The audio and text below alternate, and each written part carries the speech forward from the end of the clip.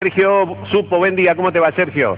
¿Cómo te va, Lagarto? Cerrando ciertamente una semana histórica, 15 días muy importantes, en los que la clase política argentina, la gran mayoría de la clase política argentina, se puso de acuerdo para expropiarle a la Repsol española YPF y que el Estado Nacional y las provincias petroleras se queden con el control de la principal empresa argentina, que es además, naturalmente, la principal petrolera de la República Argentina.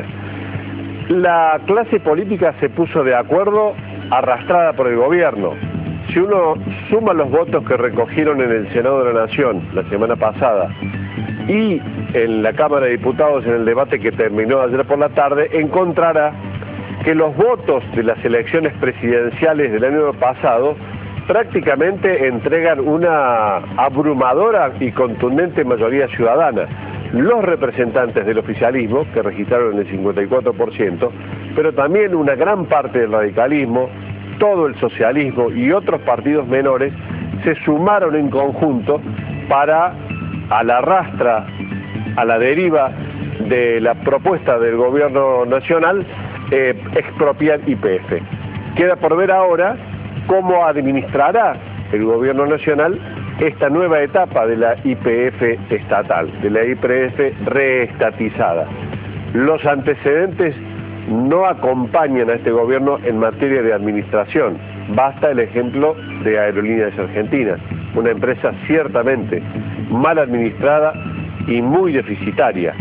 Hay una necesidad de recuperar la explotación petrolera, de tratar de recuperar lo que alguna vez Argentina logró hace mucho tiempo, que era el autoabastecimiento energético, eliminar lo que ya había ocurrido el año pasado y volverá a ocurrir este año, que más de 11.000 millones de dólares deban gastarse para importar combustibles, esto es, para importar energía en la Argentina, en un país que tiene recursos para poder explotarlos.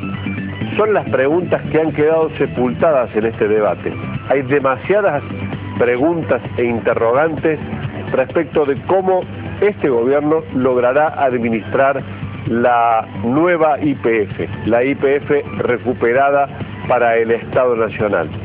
Digo porque ahora viene otra realidad, o regresa la realidad de siempre, la realidad de una crisis que muestra un freno en la economía privada, una realidad que muestra a provincias angustiadas por la falta de recursos, algunas hasta pensando emitir cuasimonedas. Ayer el ministro de Economía de la provincia de Córdoba debió desmentir que se esté por tomar esa medida y que las cuentas más o menos van a cerrar, aunque no haya un acuerdo con la Nación.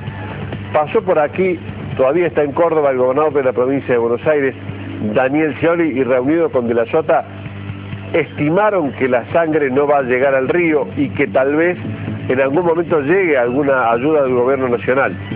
Vuelve la agenda antes de la privatización de YPF. Por eso no resultó para nada casual, y fue bastante simbólico, que la celebración anoche en la Plaza del Congreso, una vez terminada la votación y que se convirtiera en ley, fuera encabezada por el vicepresidente Boudou.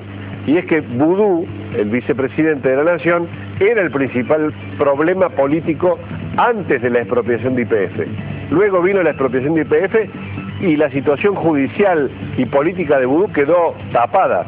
Por eso estaba tan contento el vicepresidente anoche. No porque hayan expropiado YPF, sino porque su situación se alivió, porque el gobierno consiguió no solo YPF, sino un nuevo respirador político al generar una nueva expectativa con una medida espectacular, como es esta, la de recuperar una empresa emblemática para todos los argentinos, de la mano de una oposición que anoche no fue oposición y votó con el gobierno. Queda por ver la realidad que se viene en los próximos días y cómo el gobierno logra resolverla.